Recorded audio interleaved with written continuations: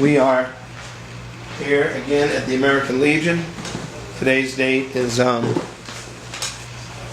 is it, the 20th? 20th. Yeah, April 20th, 2013, at the American Legion at 6445 Northeast 7th Avenue in Miami Beach, Miami, Florida.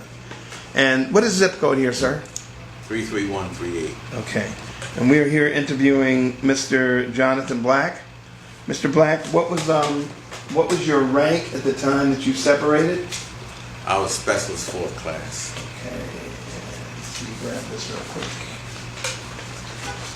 Good. And let me see.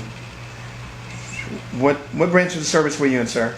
United States Army. Mm-hmm. Okay. And your rank was what when you separated? Specialist 4th class. What was that, E? Was that E then or not? Was that a grade? Spec 4 we call it. Gotcha. Okay, not a problem. Okay. Where did you serve? I served in Berlin, Germany, in Berlin Command. 2nd Battalion, 6th Infantry. Okay.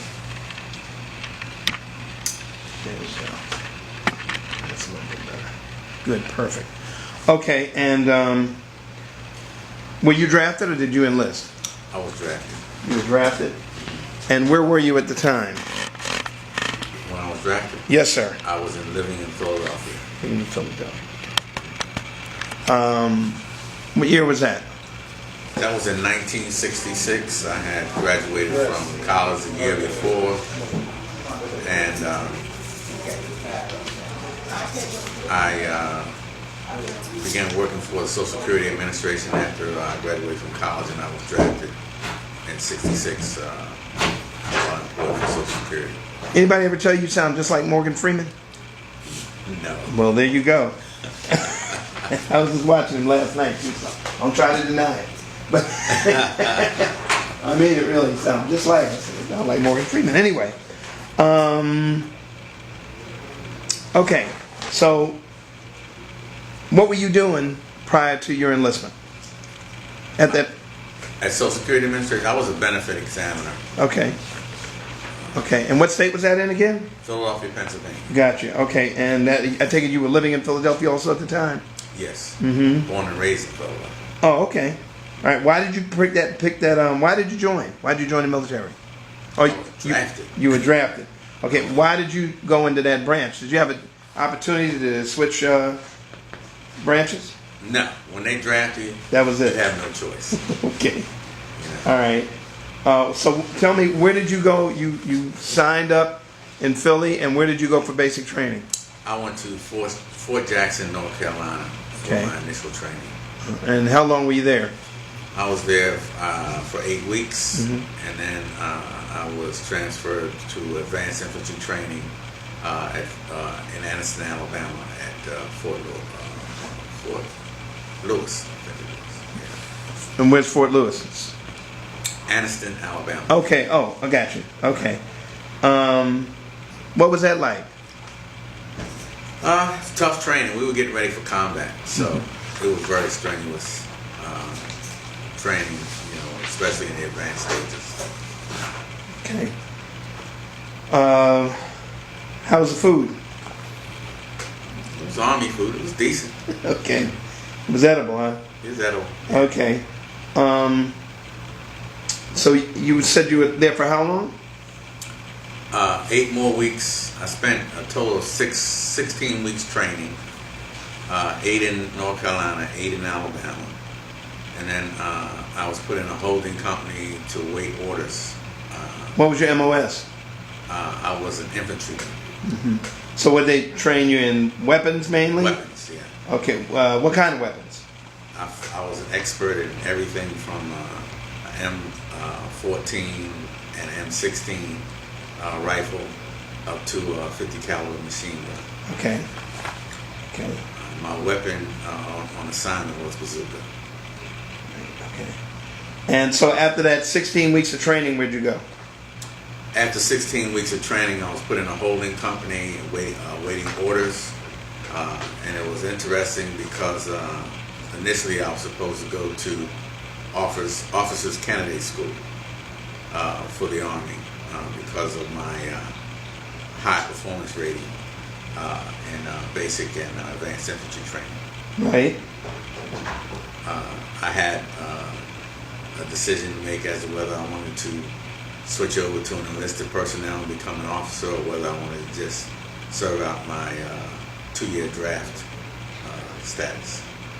And I decided, after long thought, to just do the 2 years and not become an enlisted officer. Okay. Okay. All right. So where was your duty station after that? My orders came down, and I was assigned to Europe. I went to the Berlin Theater during the Cold War.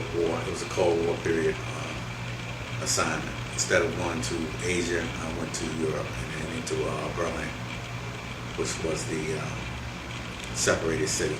You remember what year that was? Yeah, that was in 1966. Okay. Okay. So, okay. So what was that tour? How long were you there? How long were you stationed in Berlin?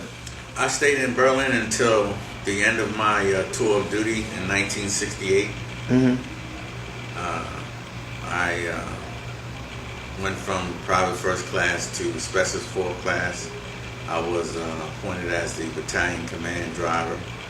I got a top secret clearance, and I had numerous missions as a result of that. Okay, where did you go? Where did I go? Meaning what? On your missions. Oh, I was usually sent out into the city in the various sectors of French, the British. Sometimes I would go into the. Never went to the Russian sector, but it was French, British, American sectors. Yeah, I would go into the French and British sectors because I was multilingual. Okay. And just go into a lot of the pubs and the bars and listen to the conversations and then report back. Gotcha. You know, in terms of what people were talking about and just intelligence gathering. Okay. And was that just in Berlin or was that around Europe? No, that was just in Berlin. Okay.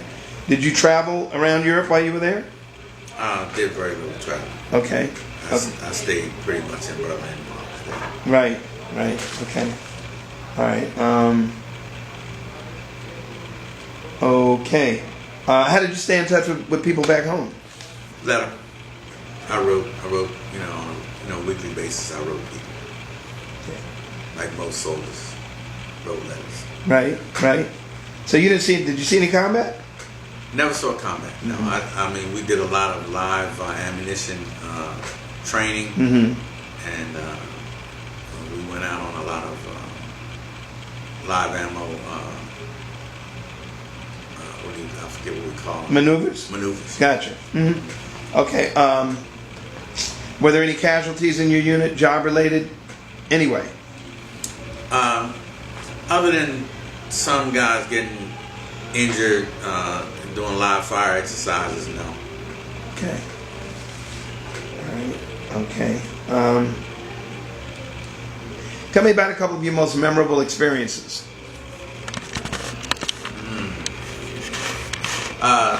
Probably one of the most memorable experiences was troop movements into from Berlin into West Germany, going through East Germany on the Autobahn, and I would be responsible for navigating the battalion through the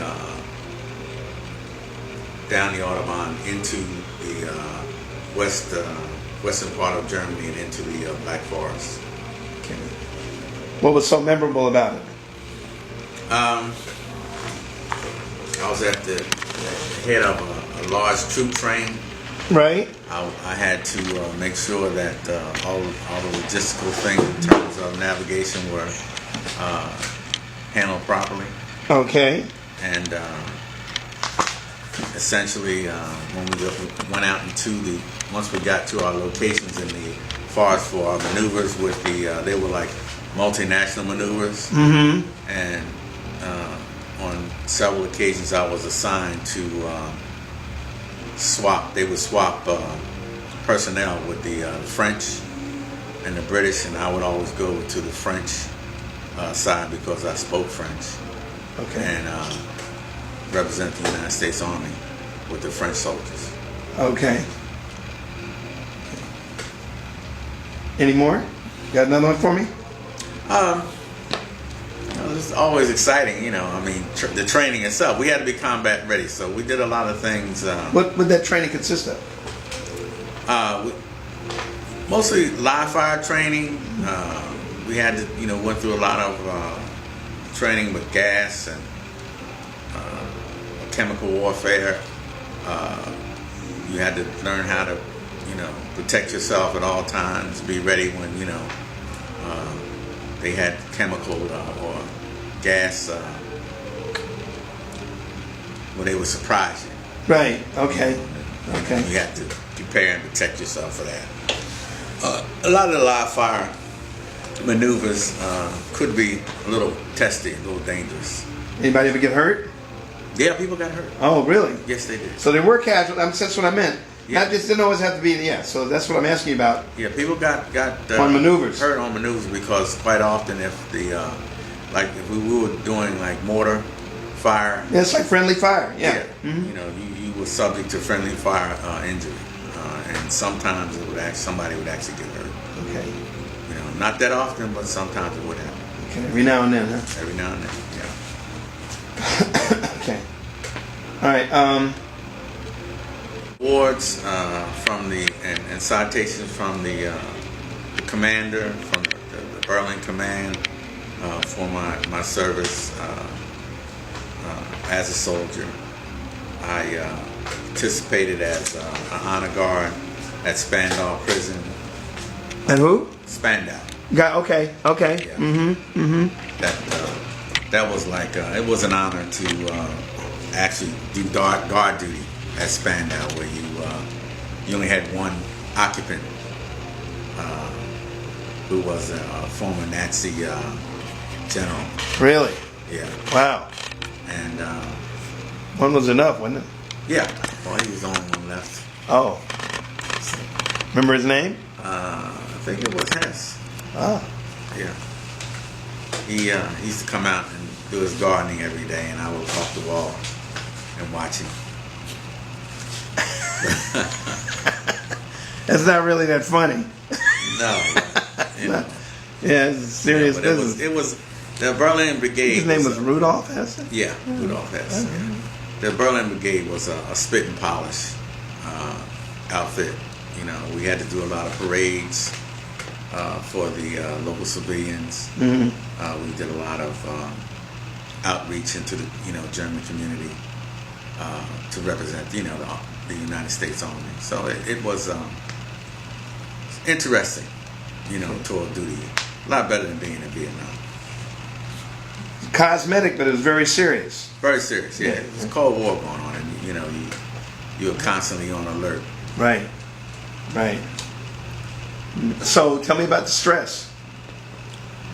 I can't say that I reacted very much to stress. I took it all pretty well. To me, stressful is when somebody's shooting at you. I understand. All right. Like being out on maneuvers. Yeah. When nobody's shooting at you, you kind of like, you handle it pretty well. Right. It's when the guys that I released to feel for were the guys who were on the other theater, on the other side of the world, because that was real stress. Right. But we went into what we did. It could be considered somewhat stressful, but because it was a pretty much stable situation, even though something could happen at any point in time, it never did. So I couldn't say that I had, stress Same to the level as someone in combat. No. Right. Okay. So you weren't a prisoner of war, any of that? No. Okay. And I did ask you about your awards and medals? Yeah, I don't remember all the medals that I got. Right. And citations. I got quite a few. I have them, tucked away in my, my file, Right. from my days in the service, along with a lot of pictures. I did a lot of outreach. I was a performer. We had a singing group, and they would send us out on special. They call it special duty.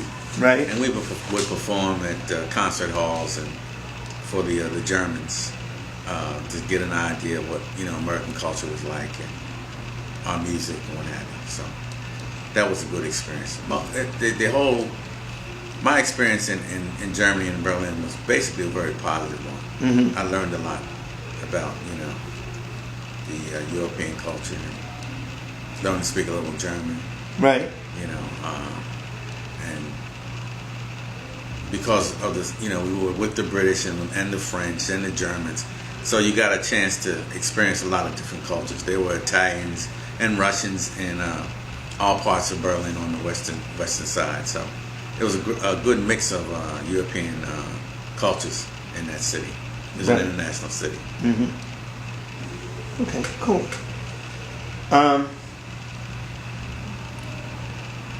Yeah, a little bit more about the people on the economy. How would you get along with the natives, so to speak? Because like living there, right? Like daily, right? So Yeah, we would get off once we finished duty.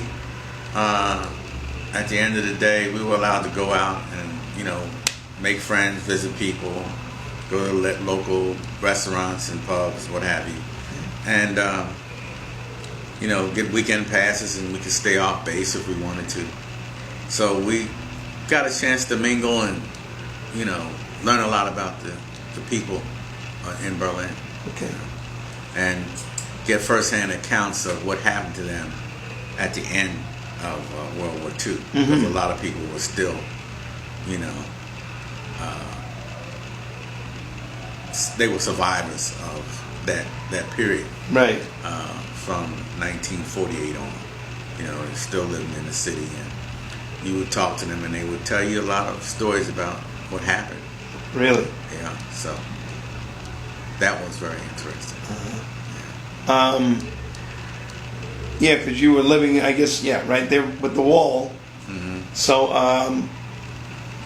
did that in itself, did that entity, the wall, did it present or create a certain level of stress? It could, for the Germans, yes. We had occasion to provide guard duty Yes. near the wall and in the points of entry between east and west. But every day, someone would get shot trying to come over the wall. Really? A couple people daily. Really? Yeah, trying to escape from East Berlin.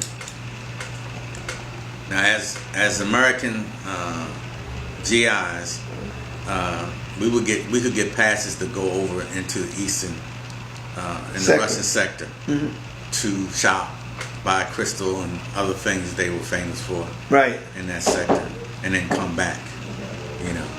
Couldn't stay. Right. Go do some shopping. For a couple of hours or the whole Yeah. day, or how long? What was the period of time? A couple hours. Okay. Yeah. And they had this thing called Checkpoint Charlie Right. that they would allow you to go through and then come back. But no overnight. No. No. What was the time limit? Was it 2 hours, 4 hours? I don't even really remember. Okay. I know that they would let you in and then you had to come right back Just out. do what you got to do and come back. Right. And so, were you ever approached by anybody over there to help them, or No, not really. no? Okay. No. It didn't bother you. I wasn't. Okay. I wouldn't get caught up in, Right. it wasn't a wise thing to do. Gotcha. No, I'm sure. I started another little war, huh? Okay. But that must have been a little. That was somewhat exciting, wasn't it? Well, the whole, I guess, experience, it was never a dull moment. I think probably the most high level of stress did not occur as a result of the Germans or the Russians or the military situation in the city. was more of an in-house Uh-huh. conflict between. Remember, this was 1967, 68. Right. You know, people were getting assassinated.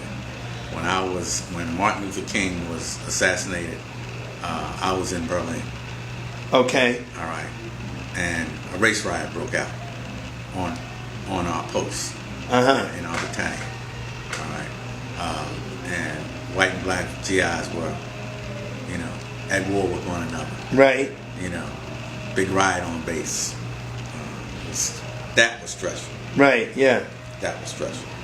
You know, during that whole period, and the whole civil rights struggle that was happening in the United States reflected in our life in the service. Just as a lot of guys in Vietnam experienced the same thing. Mm-hmm. But that was even a higher level of stress because everybody had a gun, and you was hoping it was just the Viet Cong shooting at you. Right. All right. In Berlin, when things would break out, you know, on base, and there would be fights and riots and what have you. We call them riots, but it just, you know, a bunch of GIs fighting one another. Right. You know, blacks against whites. Oh.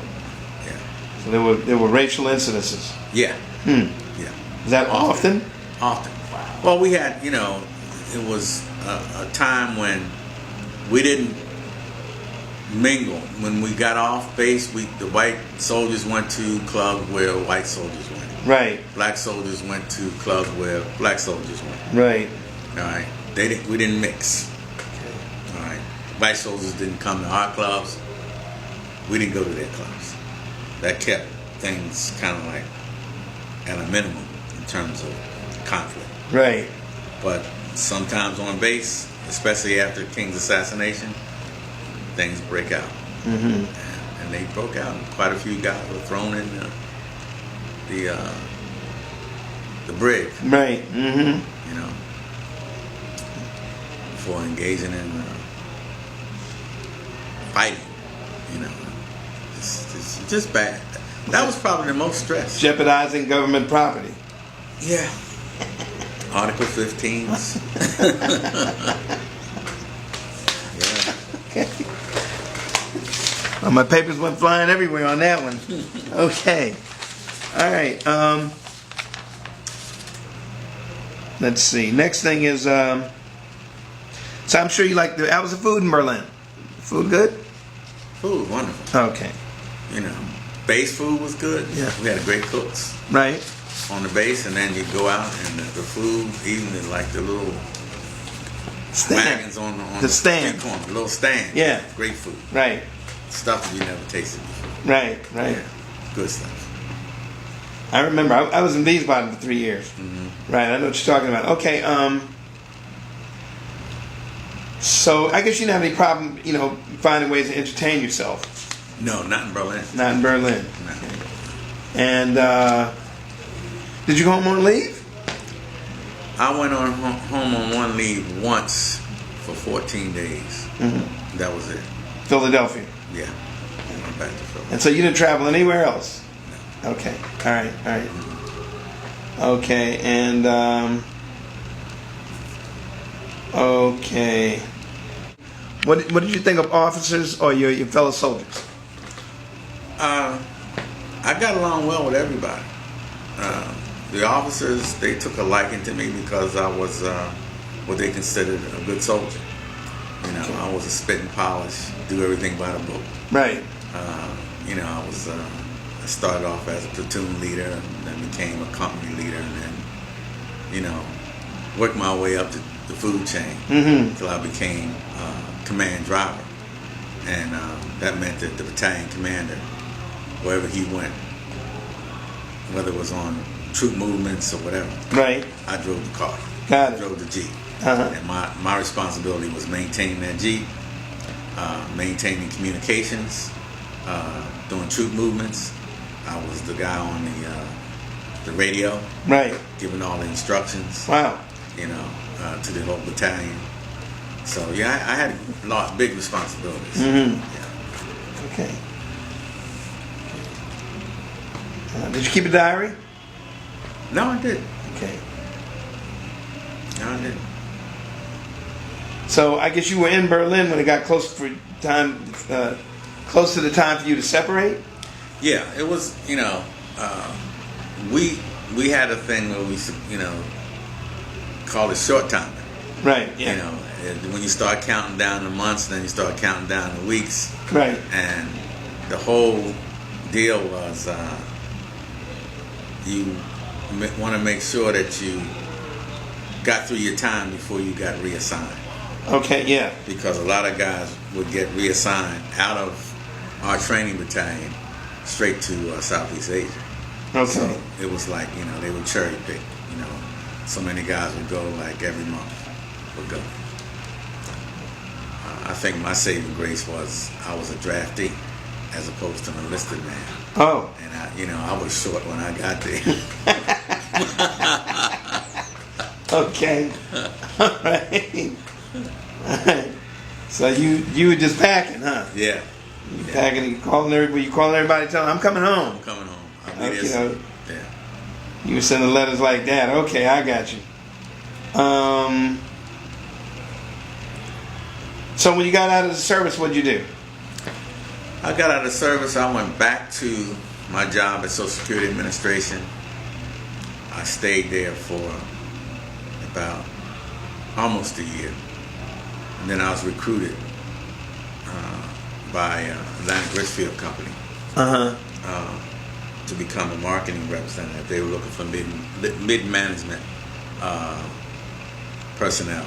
Right. To help meet their affirmative action goals, which they had none at the time. So it was just the right time, right place. I got hired to work as a marketing rep, and I moved up pretty quickly in corporate, and then after being with Atlantic Richfield for approximately, I guess it was about 3 years.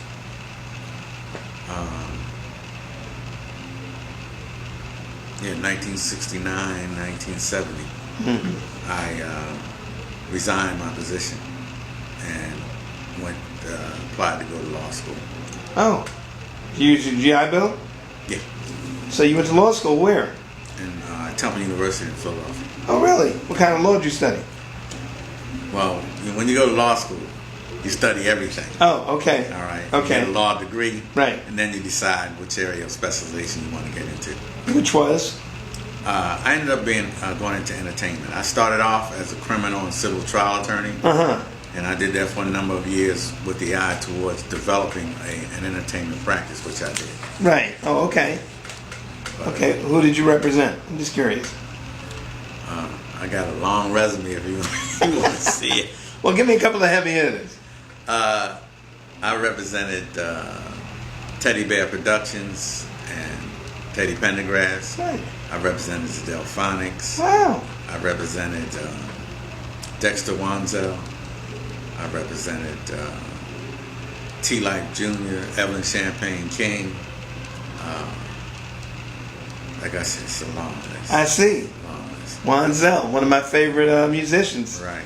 Okay, and Teddy, we like Teddy. We all like Teddy. Right. Okay, all right.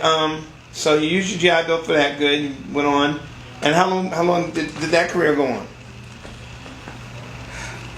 I'm still in entertainment. Okay. I'm just a consultant now. I retired from practice, active practice, in 1996. Right. And I just started doing consulting work from that point forward. Fantastic.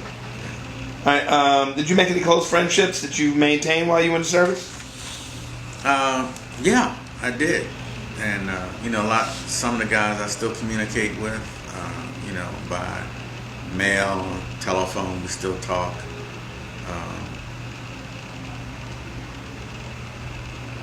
But yeah, because I still have guys I made friends with that went to serve with me from high school. Wow. That far back. Okay. Okay. Temple University. Okay, yeah. Okay. So besides, what is the American Legion? You belong to the American Legion? What other any other veterans organizations? I belong to the VFW as well. Okay. Okay. All right. This is 29, right?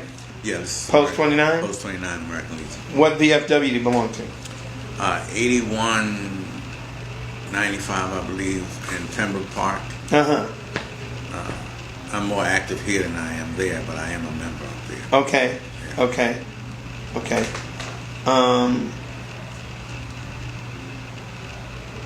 Okay, so couple more questions. Did your military experience influence your thinking about war or about the military in general? My military experience, I think, made me a more mature, responsible individual. Okay. All right. It allowed me to have a broader perspective on life. Uh-huh. Because I saw things that I never would have seen had it not been for my service. Mm-hmm. And the interaction in a military setting taught me a lot about working with, other men and teamwork and a lot of the principles that, because without teamwork you don't survive in the military. Okay, right. So I think it was a big plus in my life, Uh-huh. my military experience. It taught me discipline. Right. It taught me how to get up in the morning, and go to work. A little reveille, huh? Yeah. It's just like 6:30, I'm up Gotcha. every day. Yeah. It was, hammered into you to the point where it never leaves you. Right. And you know that you get up and there's something to do every day. Right. You don't sit around, you don't loaf, you get, Get busy, be productive. Being productive, exactly. So I attribute all that to the military. I don't think I would have gotten through law school had it not been for the military. Aside from the benefits, the GI Bill wouldn't pay for my law school, but it did help me with like book allowances, and the check that they gave me helped me with my living expenses. Oh, okay. So I went on a full scholarship. Oh, okay. Yeah. Which was it wasn't an academic scholarship. It was, we need some black students in this place scholarship. Okay. Hey, look, whatever works. Yeah. Okay.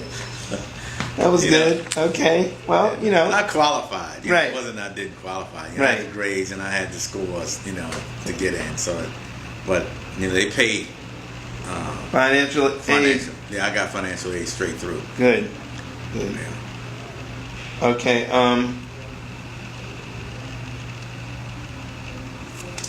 How did your service and experiences affect your life? My service and experiences basically affected my life. I would say again in a very positive way, Mm-hmm. because of the discipline that it taught me. I was able to have a mindset that allows me to accomplish things. All right, set goals and see them all the way through. And I think that's why I remained married for 43 years. Congratulations. Yeah, to the same woman. Okay. And it made me a better parent, more responsible. So yeah, I would say it was good for me. It was all good for me, and plus because I didn't suffer any trauma. Yeah. Or physical injury as a result of my service in the military, I got all the good benefits of being involved in the military organization. Right. Yeah. Okay. Well, I want to thank you for this great interview. You feel like there's anything that you left out that you wanted to share? No, I just I think that probably because I did benefit from military as much as I did in terms of shaping my character and giving me the discipline necessary to accomplish goals in life. That's what drew me back to being very active in an organization like the American Legion, because I feel beholden to those comrades who didn't fare so well Right. as myself, and I can help them. So that's why I'm here, you know, to be of service to those who are less fortunate than myself. You know, I didn't get shot at. You know, I didn't suffer any trauma. You know, but many of my comrades that I work with have, and I try to, you know, be aware of that as I move through my experiences here at the American Legion. And what? I try to do as much as I can Right. to assist Okay. them and help them through whatever difficulties they may have. Well, thank you very much. Okay. Okay. All right. My pleasure. Yes, sir.